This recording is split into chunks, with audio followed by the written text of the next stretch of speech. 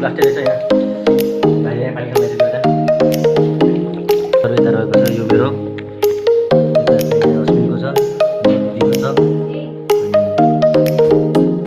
So hello guys welcome back to my channel. तपाईँहरूलाई मेरो YouTube च्यानलमा स्वागत छ। मैले चाहिँ आज धेरै पछि भिडियो हाल्न लाग्छु। हाम्रो लगाइ हालेको छैनौँ। आज चाहिँ हाम्रो अहिले बेलुकाको खानामा चाहिँ आज करेन्ट हुनेवाला छ। करेन्ट चाउँछ होइन। म चाहिँ अहिले सुर्खेतमा छु अनि 11-12 पढ्न आएको यता अनि जामुदेखि यता आइसकेँ। अनि यहाँ हामी चाहिँ अहिले 3 भाइ बस्छौँ होइन, म अनि अश्विन मेरो दिदी धन्सा होइन। अनि आज चाहिँ हामीले करेन्ट खाने विचार गऱ्यौँ। करेन्ट खाने आज चाहिँ ट्याक्क लाएर अनि यता भाइ चाहिँ यता दिदीलाई करेन्ट अनि ट्याक्क यहाँ रेडी गरेर ल्याएको छ। यहाँ पानी तताइसकेको छ अनि यो अब यहाँ भाँडामा राख्ने ट्याक्क।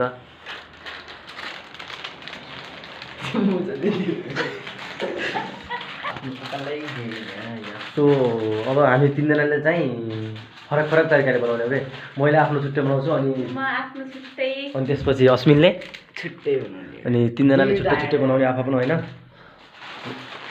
आफ्नो छुट्टै बनाउने कसको राम्रो हुन्छ पछि थाहा हुन्छ त्यो। अनि पछि हामीले देखाउँछौँ कसको राम्रो छ त्यो तपाईँले कमेन्टमा भनिदिनु होला है। अनि अश्विन चाहिँ बनाउन लागिहाल्यो। पहिलोमा अश्विन बनाउने छ। तातो पानीमा हालिसक्यो करेन्ट। अब मसलाहरू त्यहाँ मसलाहरू के आउने रहेछ भने चाहिँ यो चटनी आउने रहेछ एउटा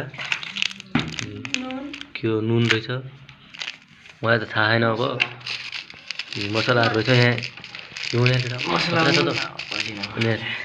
छ यहाँ ट्याक्क सामानहरू।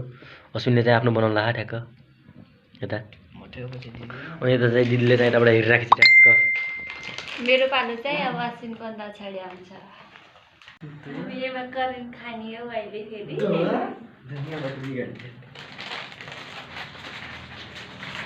सो हेलो गाइज अहिले चाहिँ हामीले अब चाहिँ यहाँ म्यागी भन्छु के अरे करेन्ट तयार पारिसक्यौँ। अब हामी खान्छौँ। यो म्यागी करेन्टहरू यता रहेको छ। यो मेरो यता चाहिँ यहाँ अश्विनको छ अनि यहाँ दिदीको छ अनि दिदी चाहिँ पर उता चम्चा ल्याउन गएको छ।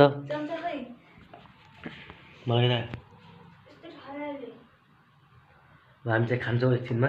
कस्तो छ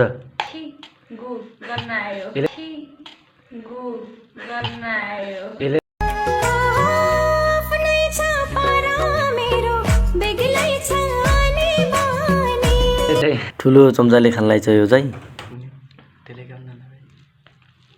कस्तो भयो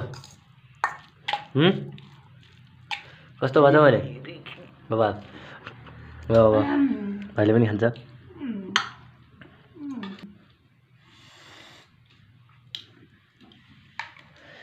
कस्तो भयो प्रतिक्रिया देऊ त बाबा। अब मैले पनि खान्छु यहाँ।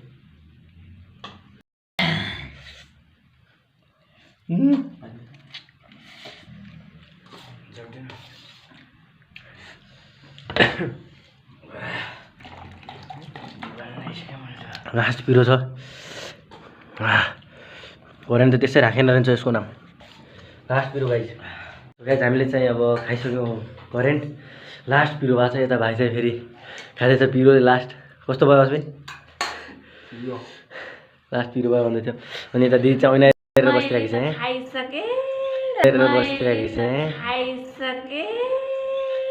कस्तो भयो पिरो थियो त्यही पनि मैले पिरो हटाइसकेँ।